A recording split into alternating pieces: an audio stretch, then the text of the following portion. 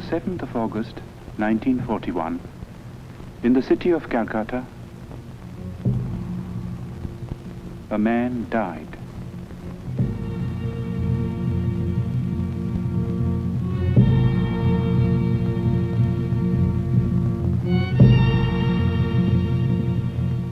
His mortal remains perished, but he left behind him a heritage which no fire could consume. It is a heritage of words and music and poetry, of ideas and of ideals, and it has the power to move us, to inspire us, today and in the days to come. We, who owe him so much, salute his memory.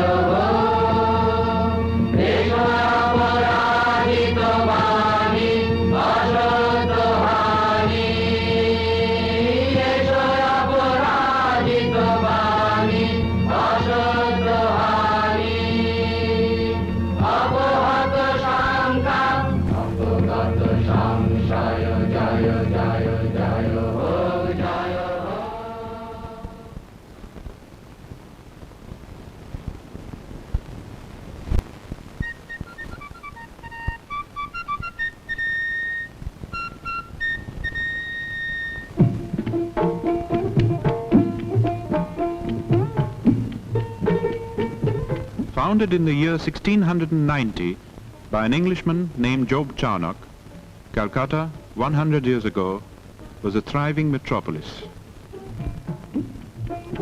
Queen Victoria was proclaimed Empress of India in 1877.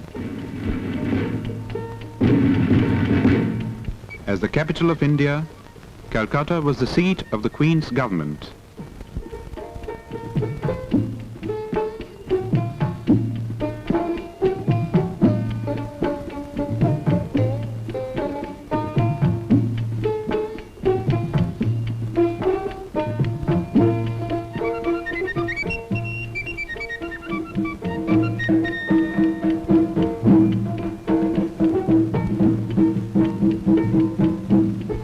Northern part of the sprawling city, in the area known as Jorashako in Chitpur, was the family residence of the Tagores.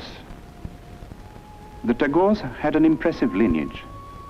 It dated back to the first group of learned Brahmins that came from Kannauj and settled in Bengal in the 8th century. 1,000 years later, Panchanan, a descendant, came to the new city of Calcutta and found a lucrative position with a British shipping company. His grandson Nilmoni added to the family fortune and built the house at Jorashako.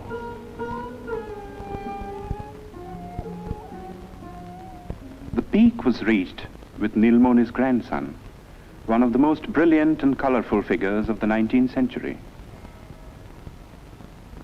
Rabindranath Tagore combined cultured sophistication with a largeness of heart and a rare degree of business acumen. Coal, sugar, indigo, exports, banking, newspaper. There was no end to his enterprises, and he succeeded in all. If his earnings were fabulous, so were his spendings.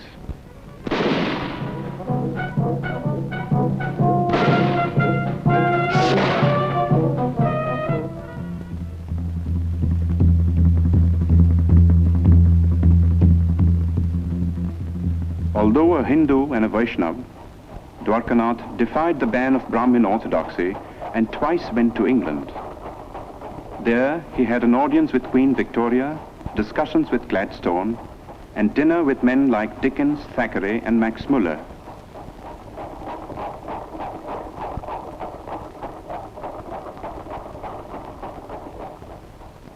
Shortly before his death in England, Dwarkanath had written to his eldest son in Calcutta, reproving him for neglecting the family's business affairs. For some years past, Young Rabindranath had been developing tendencies which might well have distressed his father. It began in a burning cart. The last rites were being administered to Rabindranath's grandmother. Not far away, on the riverbank, sat Rabindranath. Like many a rich man's son, he had been leading a wayward life, but tonight he was overcome by a strange feeling.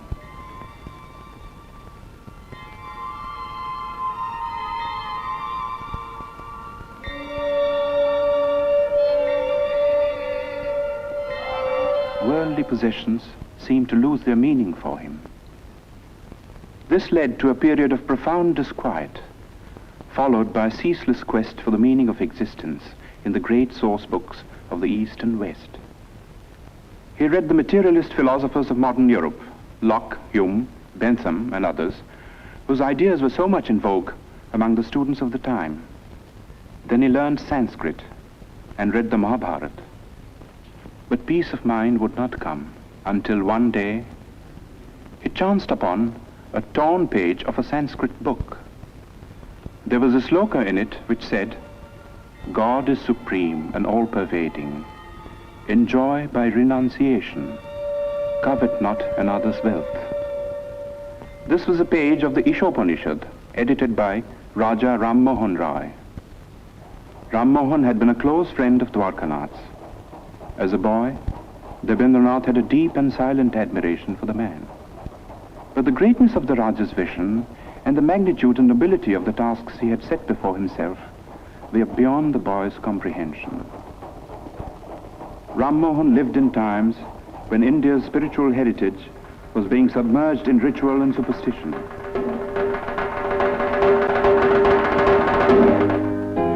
While in the West, a whole new concept of humanity was emerging.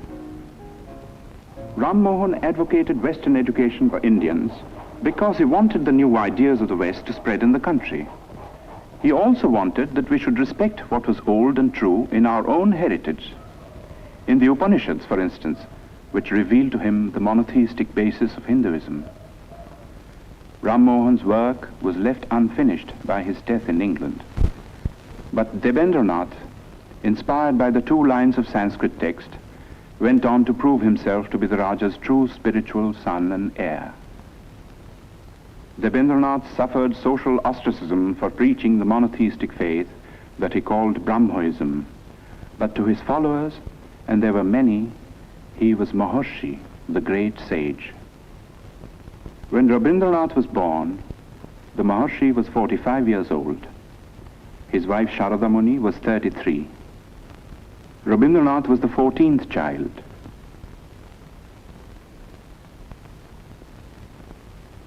The eldest was Dijendranath, poet, philosopher, mathematician. Second son Satyendranath translated the Gita and Meghdut in Bengali verse and became the first Indian member of the Indian Civil Service. The 5th son Jyotirindranath was a born musician, translated Molière and Sanskrit dramas into Bengali, and wrote and staged some of the most popular Bengali plays of his time.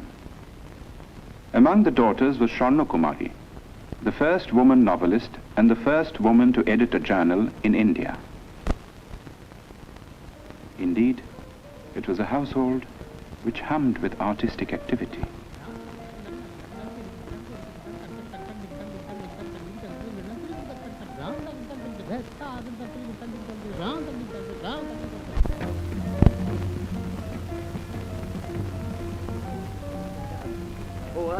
What else?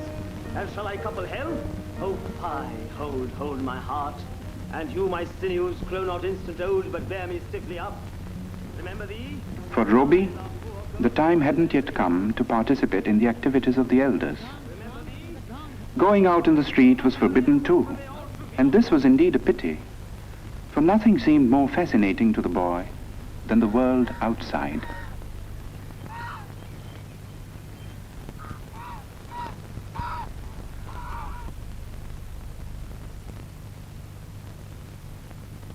At the age of 7, Roby was sent to school. See a box.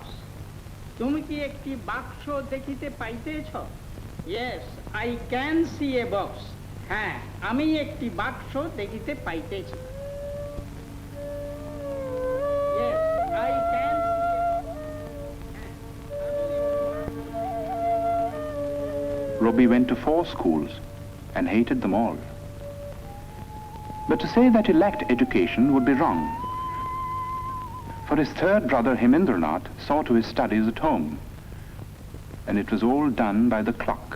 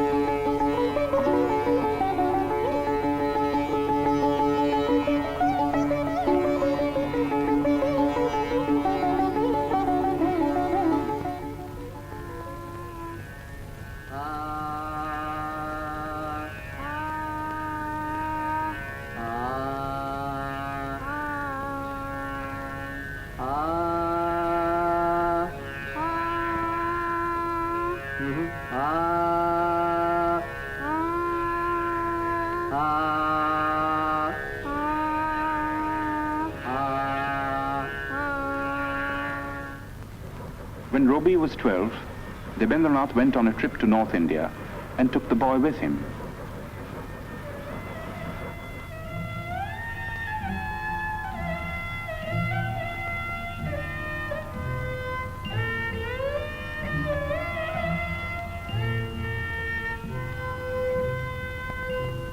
The last stop on a long tour was the rest house on Bakrota, the highest hill in the hill station of Dalhousie in the Punjab.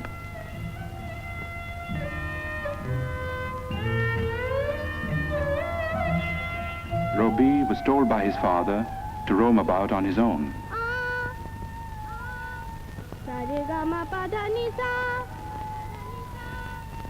He was also taught to rise before the sun.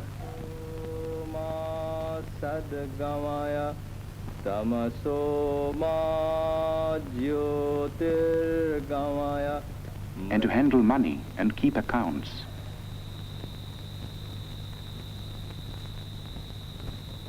The days often ended with a boy singing devotional songs to his father.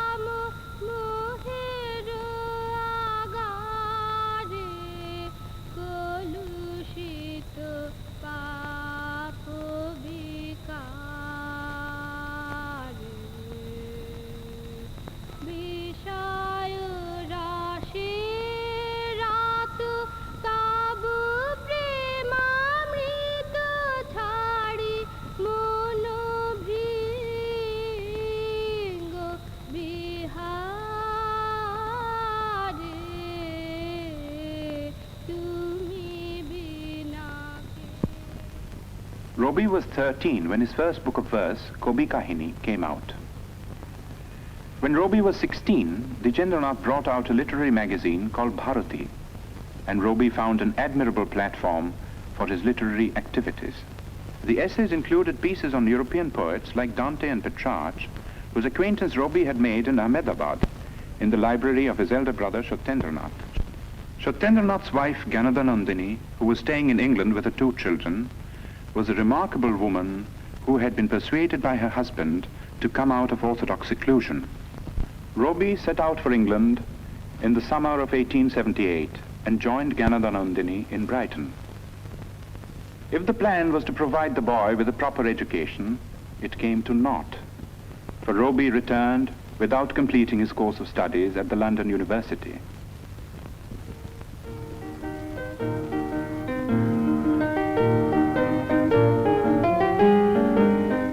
While England, Rabindranath had become acquainted with Western music. Some of the tunes he had learned found their way into his enchanting opera, Valmiki Pratibha.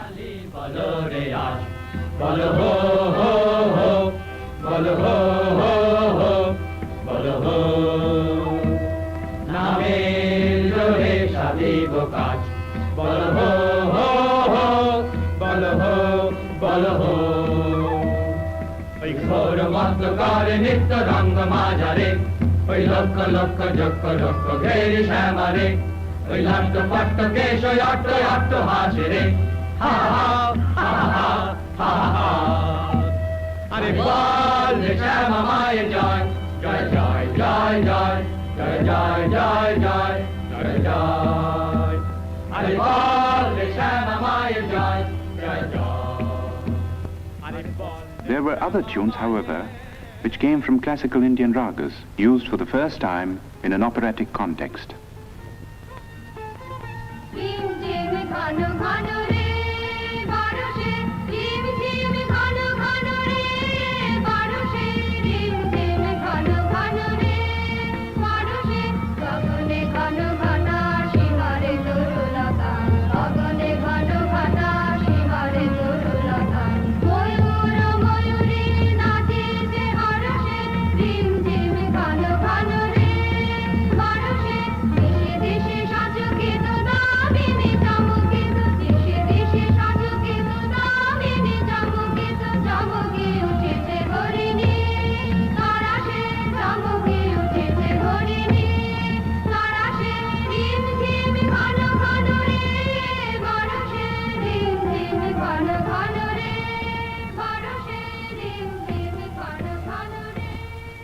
Valmiki Pratibha was staged in the Tagore residence with Rabindranath in the role of the bandit-turned-poet.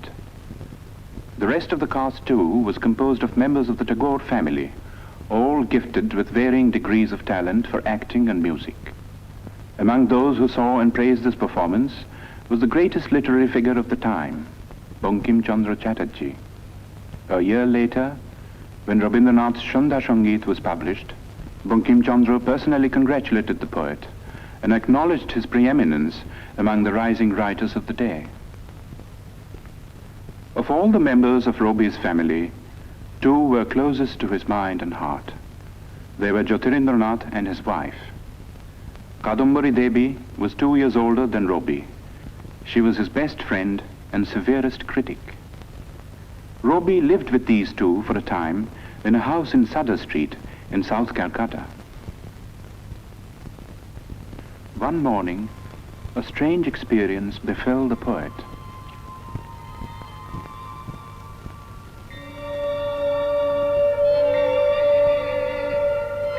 One day, while I stood watching at early dawn, the sun sending out its rays from behind the trees, I suddenly felt as if some ancient mist had in a moment lifted from my sight, and the morning light on the face of the world revealed an inner radiance of joy.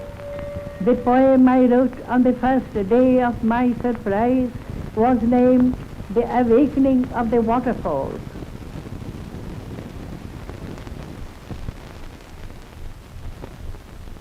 At the age of 22, Rabindranath married Bhavatarini Devi.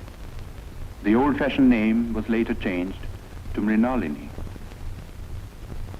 2 months before the wedding, Rabindranath had received a letter from his father in which he was asked to prepare himself to look after the family estates.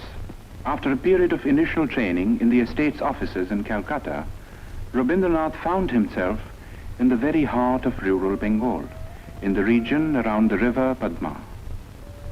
With a worldly wisdom unusual in a poet, but characteristic of the Tagores, Rabindranath in later life set about in a practical way to improve the lot of the poor peasants of his estates, and his varied work in this field is on record. But his own gain from this intimate contact with the fundamental aspects of life and nature, and the influence of this contact on his life and work, are beyond measure. Living mostly in his boat and watching life through the window, a whole new world of sights and sounds and feelings opened up before him.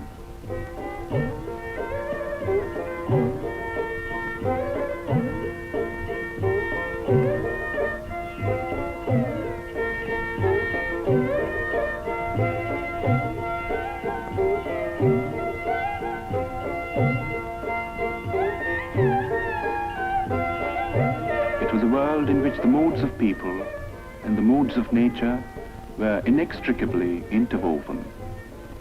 The people found room in a succession of great short stories, and nature in an outpouring of exquisite songs and poems. Dominant was the mood of the rains, exultant and terrible.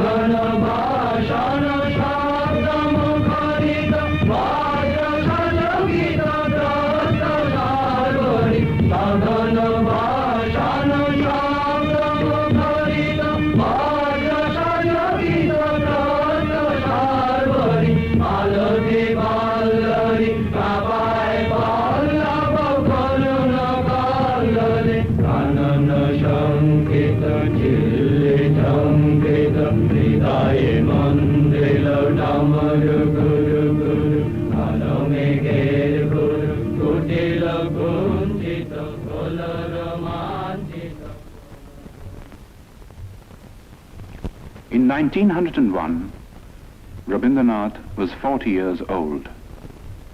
His already enormous output of poems and plays had been gathered in one big volume.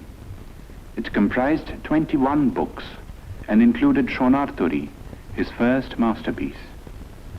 The same year, 1901, marked an event of a somewhat different nature. In Bolpur, in the district of Birbhum in West Bengal, Rabindranath had acquired some property in 1862, 1 year after Rabindranath was born. The property was made over to a board of trustees, and the deed specified that the place was to be used for meditation on the supreme formless being. According to the Maharshi's wishes, a seat of prayer and a temple of worship had been built, and close to the temple, a residential house which was called Shantiniketan, the abode of peace. Rabindranath had been worrying about the education of his children and had decided to start an experimental educational institution in Shantiniketan. It was to be a school, but not like the schools that had been the nightmare of his own childhood.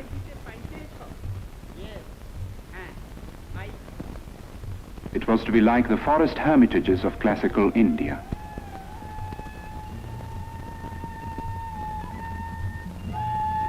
But to bring it into being was not an easy task. For one thing, it cost money. Rabindranath was obliged to sell, among other things, the copyright of his books.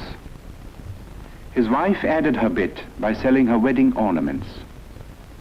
2 months after the school was opened, she was taken ill. 3 months later, at the age of 29, she died. For Rabindranath, it was the beginning of a series of personal tragedies.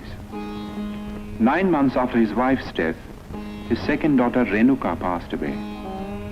The hardest blow of all came 4 years later.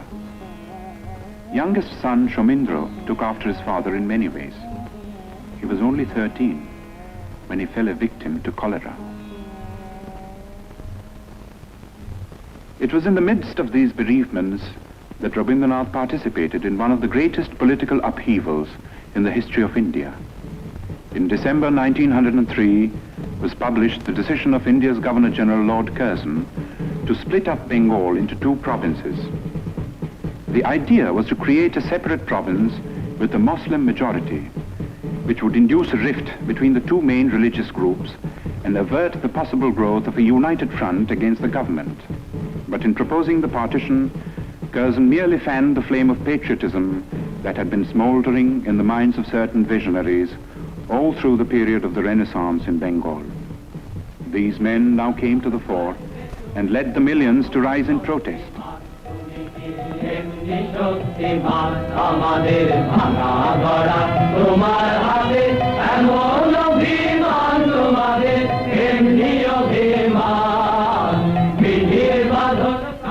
The series of stirring patriotic songs which Rabindranath composed for the occasion were sung in procession in the streets of Calcutta, with the poet himself in the lead.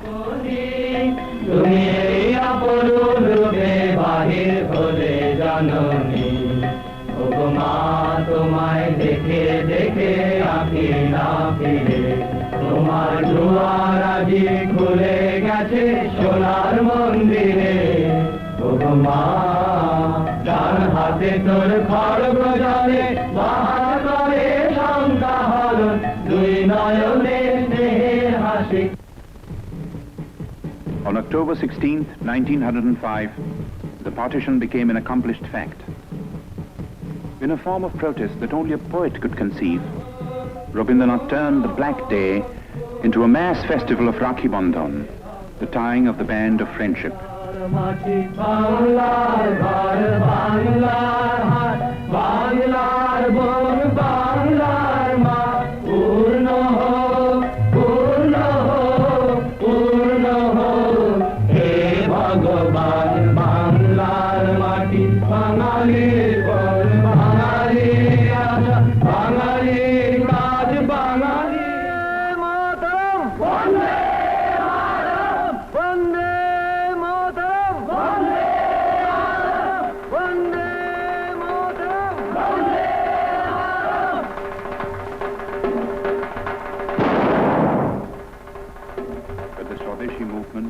Fated to grow and assume a character which was not possible to foresee in its early stages.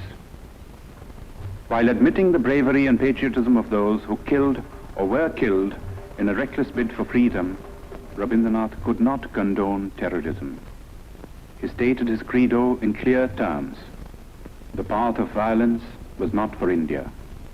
Good could come only out of constructive work carried out in a spirit of tolerance.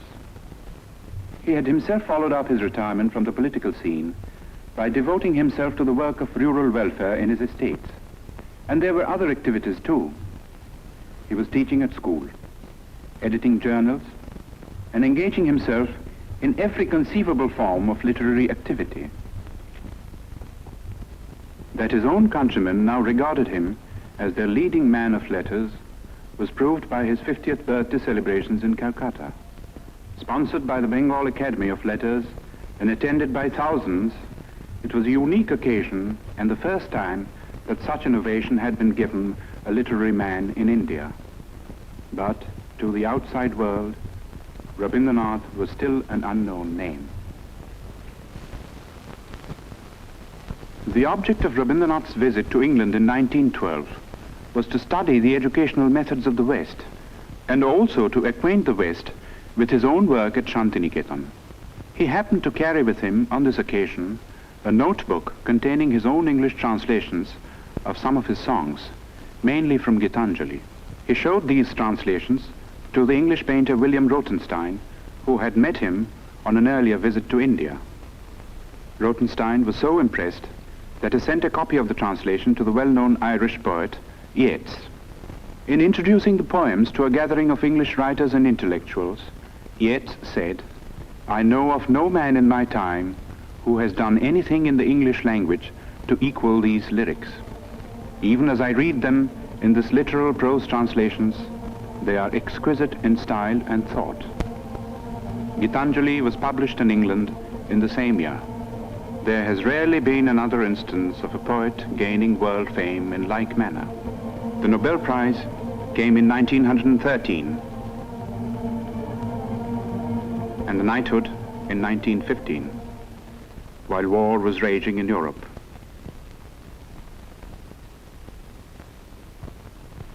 Touring the United States and Japan in 1916, Rabindranath made eloquent appeals for peace.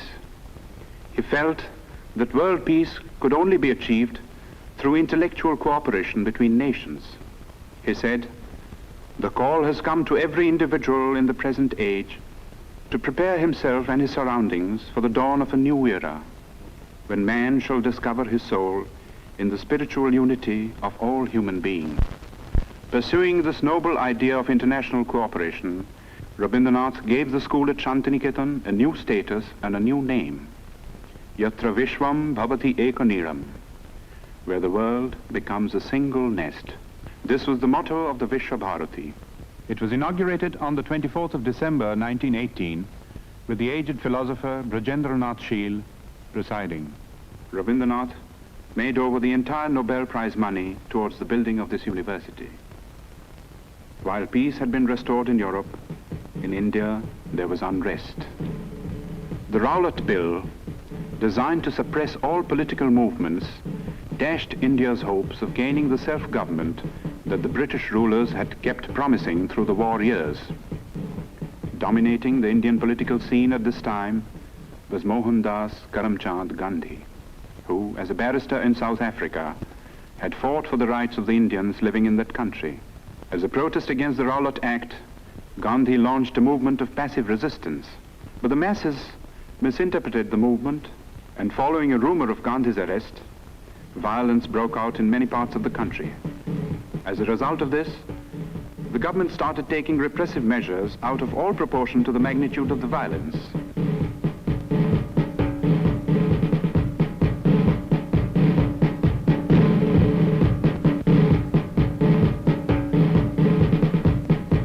In the Punjab, martial law was declared.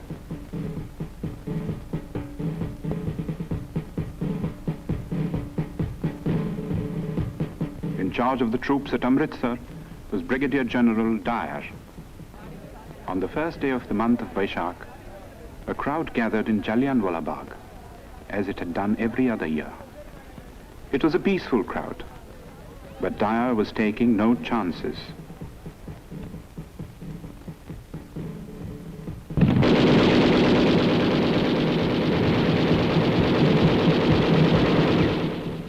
News of the Amritsar incident was suppressed by the government, but details filtered through to other parts of the country and even to the abode of peace.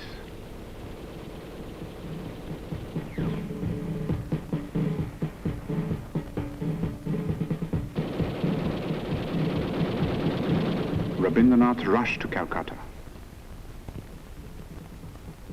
But the Defence of India Act was still in force, and no leaders would support him in a plea for a meeting of protest.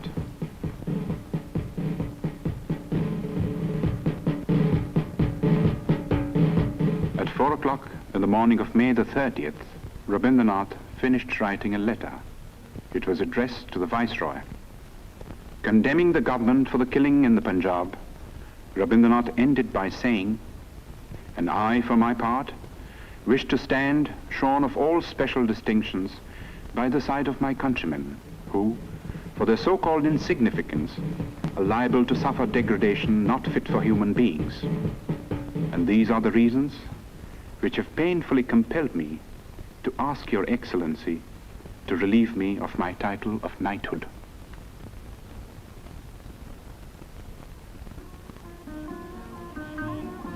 The next 10 years of Rabindranath's life were filled with ceaseless activity.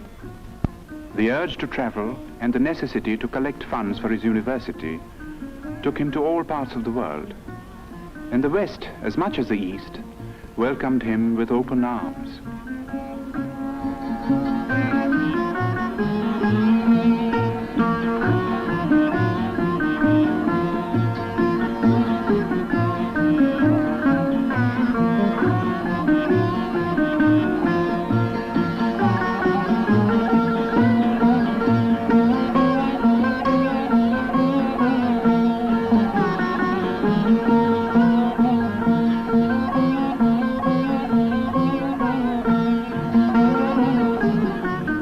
Wherever he went, he spread the message of peace and stressed the importance of intellectual cooperation between nations. He said, "We ought to know that isolation of life and culture is not a thing of which any nation can be proud. In the human world, giving is exchanging. It is not one-sided." He also said, "I do not put my faith in any new institutions, but in the individuals all over the world who think clearly, feel nobly, and act rightly. They are the channels of moral truth." His great humanist ideas found an echo in the best minds of Europe, and some of them became his close friends.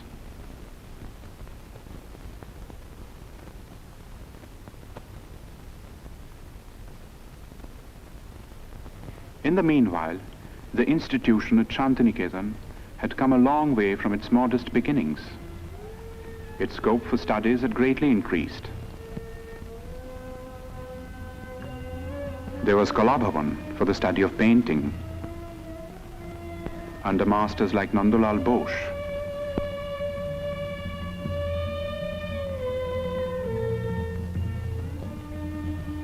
Who was himself a pupil of Rabindranath, the poet's nephew. The Sangeet Bhavan, which neglected no branch of Indian music, had also grown under Dinendranath, another nephew of the poet.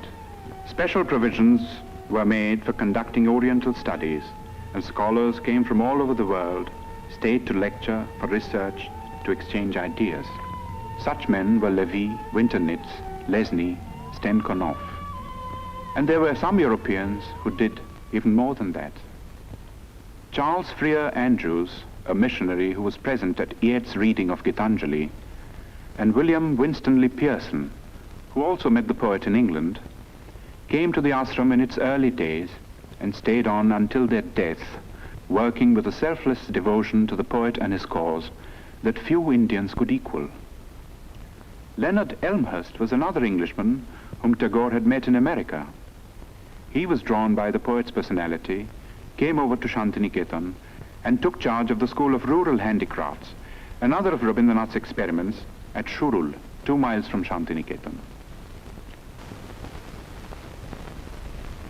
His last European tour began with a visit to Oxford, where he delivered the series of Hibbert lectures, which were later published as The Religion of Man. It was also on this last trip that Rabindranath went to Soviet Russia for the first time.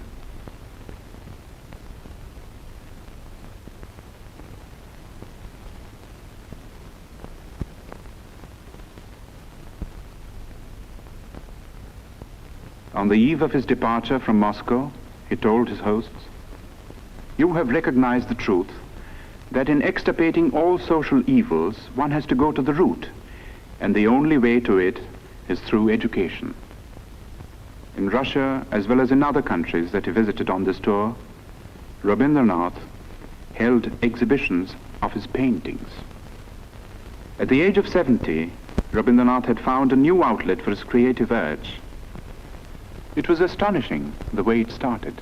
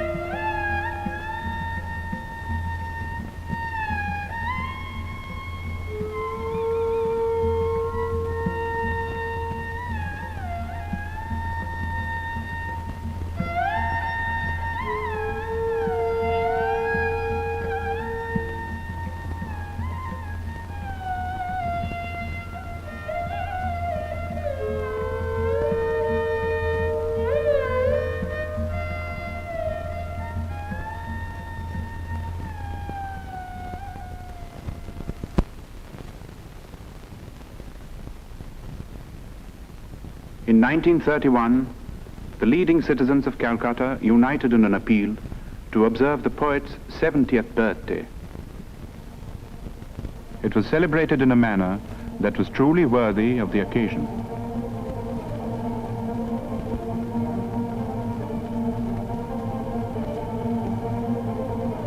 The Golden Book of Tagore was a testimony to the love and reverence that the intellectuals of the world bore for Rabindranath. Its sponsors consisted of 3 Europeans and 2 Indians. There was Romain Rolland from France, Albert Einstein from Germany, the poet Costas Palamas from Greece. The Indians consisted of the scientist Jagadish Chandra Bose, who had been the poet's closest friend for 40 years. The other Indian was Mahatma Gandhi. In physical appearance, in personal habits, and in general outlook, the two differed considerably. At several moments of crisis in India's political history, the two had disagreed over the course of action, but these were on the surface. Their deeper affinity transcended all occasional barriers.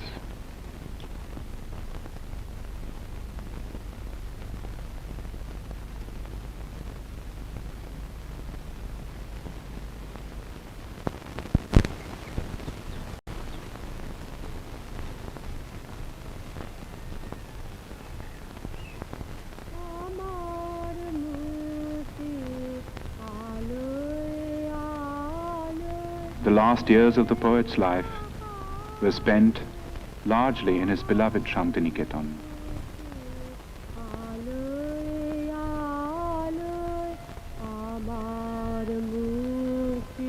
He had a choice of small houses built for him, for he never liked to stay in the same house or even in the same room for long.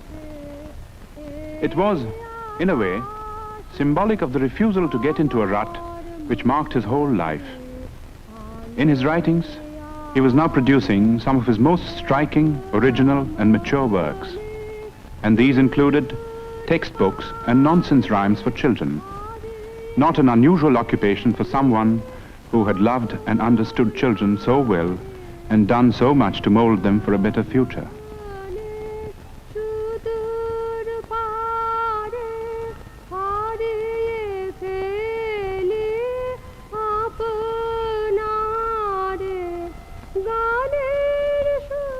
His health was failing, but calls of duty, which he was ever ready to answer, gave him little rest.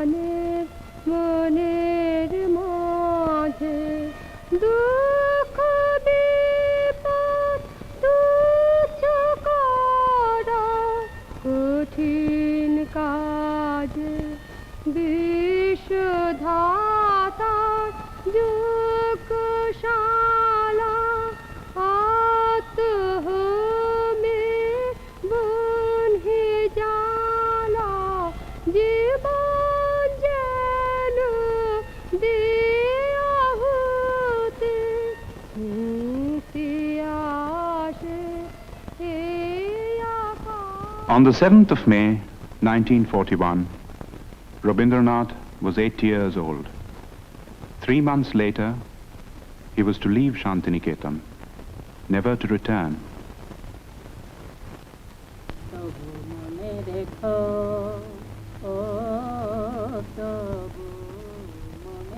He would be taken to his ancestral house in Calcutta, fatally ill. In this house, once upon a time, a boy roamed the corridors.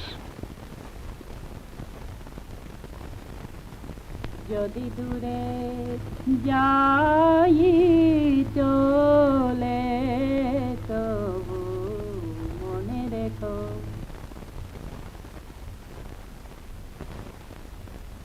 What is the fun of always writing and writing? When I take up father's pen or pencil and write upon his book just as he does, A, B, C, D, E, F, G, H, I, why do you get cross with me then, mother? You never say a word when father writes. When my father wastes such heaps of paper, mother, you don't seem to mind at all. But if I take only one sheet to make a boat with, you say, child, how troublesome you are. What do you think of father spoiling sheets and sheets of paper with black marks all over on both sides?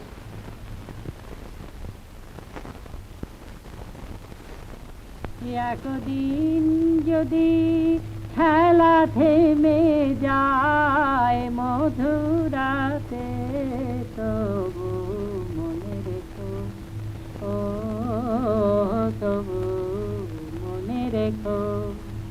একদিন যদি বাধা পড়ে কাজে শারদ প্রাতে মনে রেখো, যদি পড়িয়া মনে ছলো ছলো জল নাই দেখা দেয় নয়ন কোণে তবু মনে রেখো।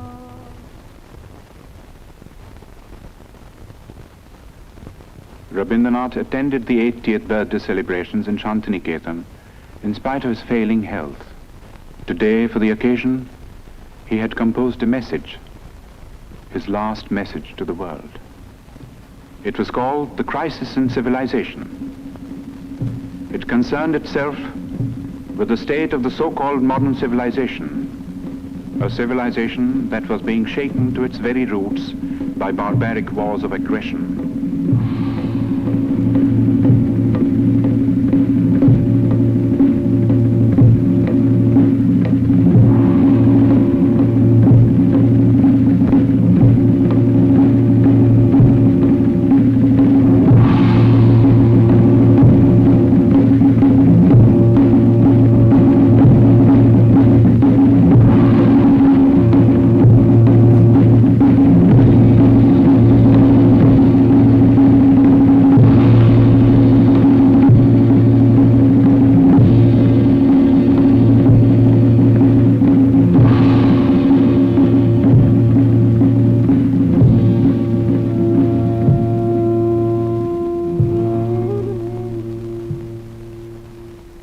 In the course of this message, Rabindranath said, I had at one time believed that the springs of civilization would issue out of the heart of Europe. But today, when I'm about to leave the world, that faith has deserted me. I look around and see the crumbling ruins of a proud civilization strewn like a vast heap of futility.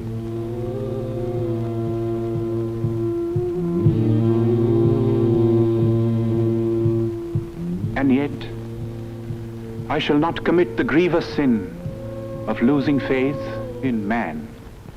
I shall look forward to a new dawn, to a new chapter in history when the Holocaust will end and the air will be rendered clean with the spirit of service and sacrifice.